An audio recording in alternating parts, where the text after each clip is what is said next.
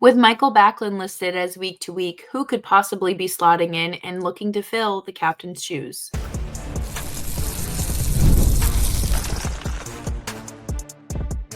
You're Locked On Flames, your daily podcast on the Calgary Flames. Part of the Locked On Podcast Network, your team every day.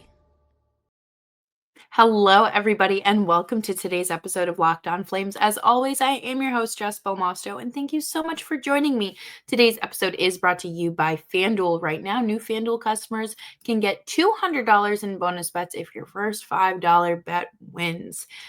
Today, we are going to be talking about the latest injury to hit the Flames, as well as some more potential roster mismanagement, what's at stake with Mikael Backlund being out, and what's on our radar ahead of tonight's matchup against the Colorado Avalanche.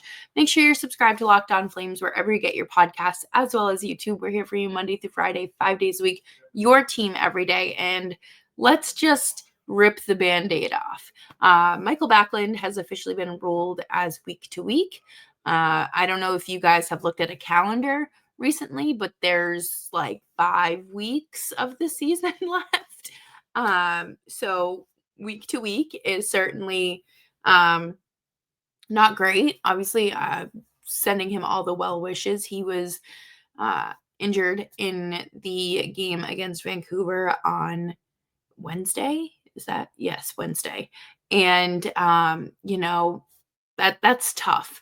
We're going to talk more about the implications of the injury a little bit later, but with Backlund being out, and Connor Zary being suspended for 2 games, the Flames recalled Dryden Hunt. Cool. Dryden Hunt, a 29-year-old career AHLer, over Rory Kerins, who is also a center, and had 4 points in 5 games with the Flames while he was up earlier this season. It does not make sense.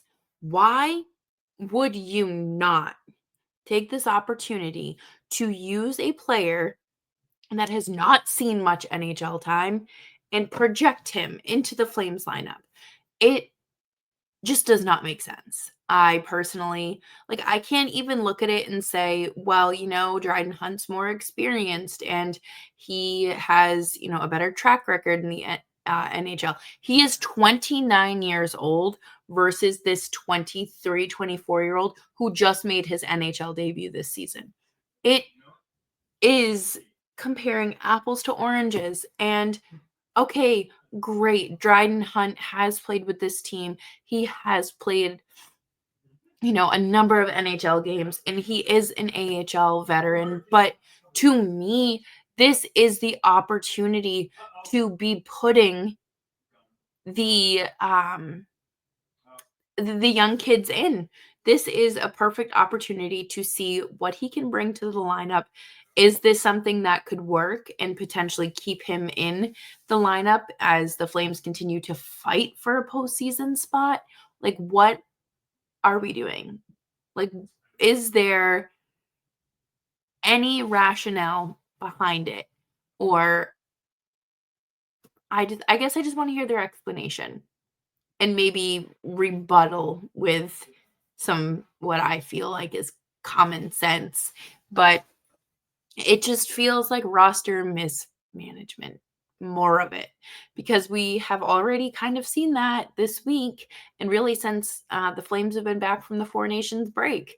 And with Connor Zary obviously being suspended, I think that doesn't necessarily help this case because Huska did say that he's going to put Sharon Govich at center.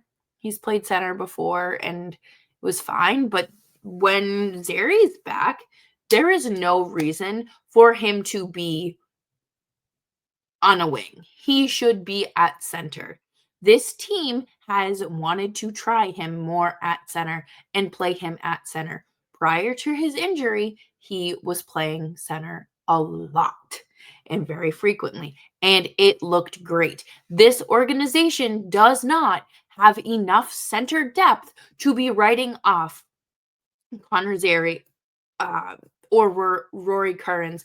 But right now, specifically Connor Zary. I get it. He's suspended. You can't do much until the game after next, which is fine. I understand, and you need to have roster play, enough players on your roster. However, when he comes back, you cannot put him back on the wing.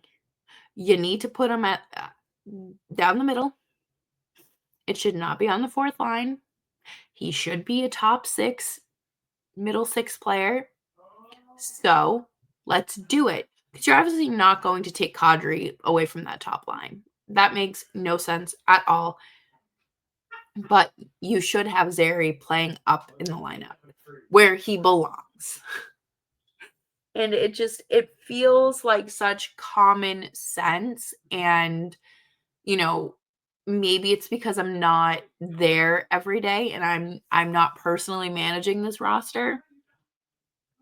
And maybe Huska's blinded by things, but to me and most other people, there's no reason for Zary to be buried on the fourth line.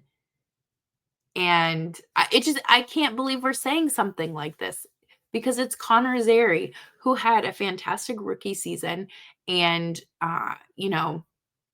did earn some Calder votes, has been successful in his sophomore season. If he's facing a sophomore slump, it's now because of the injury that he suffered and being buried on the fourth line. I do think the going up until technically January or February as a sophomore before hitting a wall is impressive. I think had he not been injured, we might be having a conversation about how there has been little to no regression. But I think personally, the most regression we have seen is his behavior and physicality, and just reckless behavior. But regardless, put him back in the top six in the middle with enough responsibility to where he cannot focus on anything else and just do it. But coming up next, we're going to talk about what's at stake now that Backlund could potentially be out for the season or at least a week or two. Coming up next here on Locked On Flames.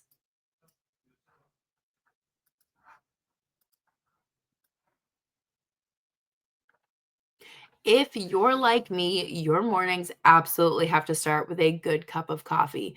But I got tired of settling for grocery store brands that just weren't cutting it. And that's why I've turned to Trade. And let me tell you about this coffee. It is simply next level. Trade is the #1 specialty coffee marketplace in the US, bringing you fresh coffee from over 50 countries, from over 50 of the country's top roasts. Their experts have taste tested thousands of coffees, curating over 450 amazing roasts. Whether you're new to coffee or know exactly what you like, they will handpick the perfect match for you. The subscription makes it super easy. No more last minute grocery store runs or settling for whatever is on the shelf. Right now, Trade is exclusively offering our listeners 40% off of your first order at drinktrade.com/lockedonnhl. That's drinktrade, TRADE.com/lockedonnhl for 40% off of your first order. drinktrade.com/lockedonnhl. And let's talk about the one and only Monarch Money. This app is something that I have been using because I want to buy a house. I want to save where I can and keep my finances in line, because if you are like me, you have looked at your bank account and said, where on earth did my money go? Between dining out, online shopping, entertainment, it is super easy to lose track. And that is where Monarch Money comes in. Your personal CFO, giving you full visibility and control over your finances. Monarch Money isn't just a budgeting app. It is a complete financial command center. You can track all of your accounts, investments, and spending all in one place. So you stop just managing money and start building wealth. When I started using Monarch, I realized how much I was spending on DoorDash and takeout at work. And now I budget smarter and save a lot more.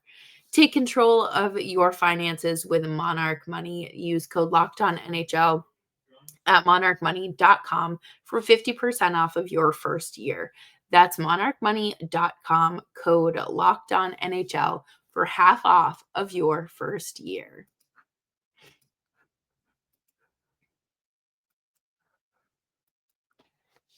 Thanks everyone for hanging out with me today on Locked On Flames. Make sure you're subscribed wherever you get your podcasts as well as YouTube. We're here for you Monday through Friday, 5 days a week, your team every day. And I, you know, I never like when a player is out, regardless of where they fall in the lineup. Injuries are not, a good thing. That doesn't take a genius to figure out, but they impact obviously the lineup, but the player as well. And all it takes is one wrong hit to end your career. I think of Matt Cook's hit on Mark Savard, and I talked a little bit about this the other day. I think about, how Martin Pospisil was contemplating retiring from professional hockey at 22 years old. It's tough. And with the Flames battling for a playoff spot, you have to think, hey, losing your captain and a player who handles a lot of the tough matchups, at least a bulk of them, is not ideal at any time, but especially as you're approaching this, win and get in situation. I think that Backlund, he has struggled with his consistency this season, and not just offensively or offense. I can't even think of the words I'm trying to say right now. It's not that he's just been inconsistent with his offense. I think that his play in general had really struggled leading up to the Four Nations break. And then as soon as we got back, Eric Francis and Ryan Leslie start reporting, yeah, well, Backlund was dinged up and dealing with supposedly something ahead of the Four Nations break. And now he's better. He's rested. He's healed up. And then, a few games into things, and he is out, listed week to week. And just because he's been inconsistent and shaky, he's overall been still pretty effective. He's scored 11 goals so far this year. He has been an absolute force to be reckoned with when it comes to the penalty kill. I think that he really is an underrated center. He has received Selke votes. He does play fairly well in those high pressure situations, but when you're without him, you're going to feel it. And I think the most obvious answer would be to use Connor Zary at center. Obviously, you can't do that right now. He is suspended. But with Backlund being week to week, it would be a great opportunity for him to go back to his original position. And he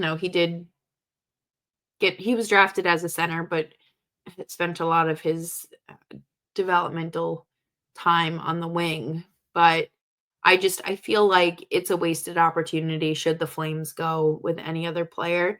But even if they use Kerins, I think he's another player that the Flames need to take a long, hard look at, because they don't really have the privilege or wiggle room to overlook a young center. But with these 18 remaining games, you have to start thinking, what does this last stretch look like? What do these lines look like? Say Backlund isn't back until, I don't know, 2 weeks from now. That's a chunk of hockey that's just gone. And you thought that you had all these must-win games ahead of you before, and now you're without a dynamic center that is pretty solid defensively as well. I guess you're gonna have to try to make up for it, but I don't know if the Flames necessarily have what it takes to do that, if they have the facilities and personnel for that. I was looking at some of Backlund's numbers because I was curious, what's realistic to ask these players to do that are coming in.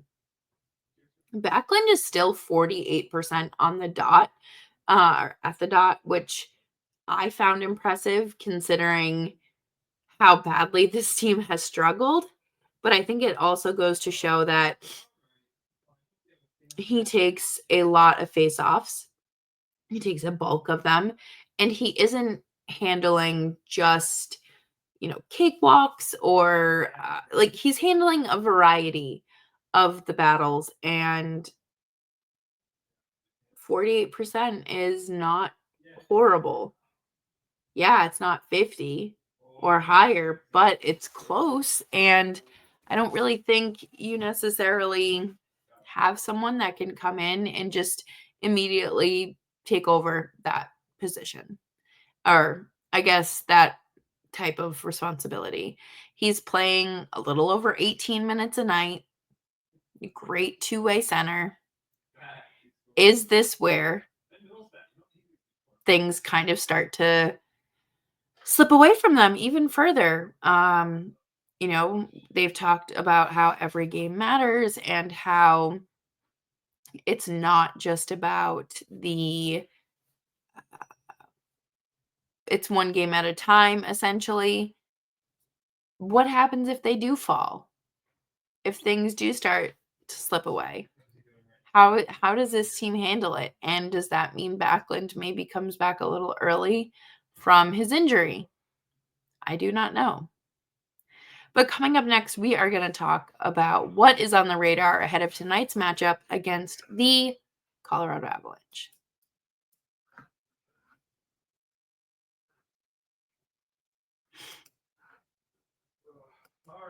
March Madness is here, and FanDuel is giving you the chance to get in on the action.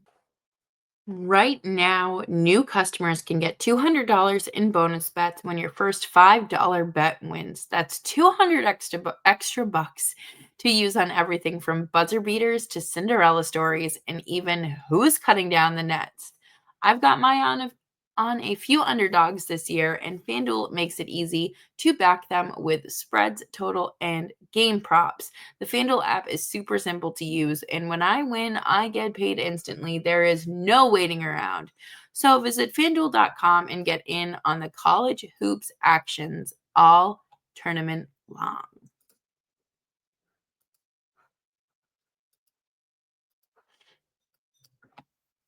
Thanks everyone for hanging out with me today. Make sure you're following me on Twitter and Blue Sky at Just Belmosto. Tonight is the Flames Pride game against the Colorado Avalanche. The Pride jerseys look absolutely incredible. I think the Flames, no matter what the specialty jersey is, they find the most creative and artistic people. And I think it's beautiful. I love the thought that goes into every design, like the Black History Month ones, the Lunar New Year, and Asian Heritage, and these Pride ones. There's been a few years, I mean, really every year since I've started covering the Flames, just the designs and the I like the floralness that they've had, but just 10 out of 10. No notes there. But let's talk about what's on the radar ahead of tonight's matchup, and that would, of course, be the Colorado Avalanche. You have to be on the lookout for, that guy named Nathan MacKinnon. Maybe if you dress up as a piece of pasta, he might be afraid of you. Might look the other way. That's very likely a situation. Also, Charlie Coyle, new addition for the Avalanche, and he's pretty good at center too. And I think that the change of scenery for him has been beneficial, and looking to make a difference. But for Nazem Kadri, this is a revenge game. He wasn't traded. He wasn't anything like that. But the reports of him being asked about going back to Colorado and saying, "No, I wanna stay here," are so interesting, and, if I'm him and I hear about those reports getting out, I'm gonna let Colorado know I meant it, and I'm here to make a difference. So, I mean, I wouldn't be shocked if you see a goal or 2 from him tonight. Him and Huberdeau have been the team's most consistent goal scorers this year, which is it just feels like a fever dream to say Huberdeau's name there, honestly. But I think that I would fully expect Kadri to have a very big game. Um, and for him to treat this like a playoff game. I think that the team as a whole is treating the remainder of these games as a game 7. And hey, that if that's what it takes, that's what it takes. Obviously, Cale Makar, the Calgary boy himself, returns home. Just absolutely an unreal player. I think any of us, any hockey fan, would love to have him on their team. But I mean, hey, Cale Makar, if you want to come home in a few years, the Flames will welcome you with open arms into our new arena. I think that the goaltending matchup tonight should be a fun one as well. Mackenzie Blackwood and Dustin Wolf will both be in net tonight, and they both have similar numbers. Both have 915 save percentage.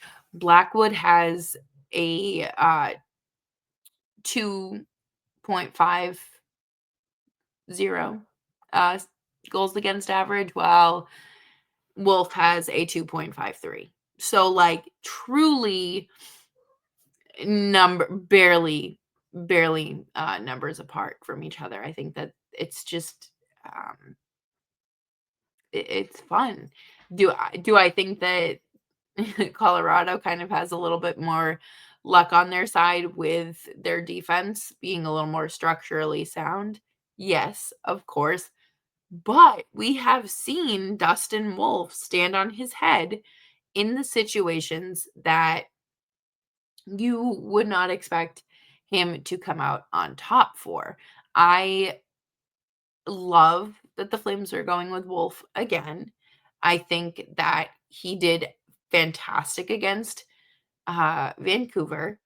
However, could really benefit from going up against another contender with Colorado. I think, it's not just about building that confidence, but it's showing that you can bounce back, especially after a uh demoralizing loss. And I mean, he can only do so much.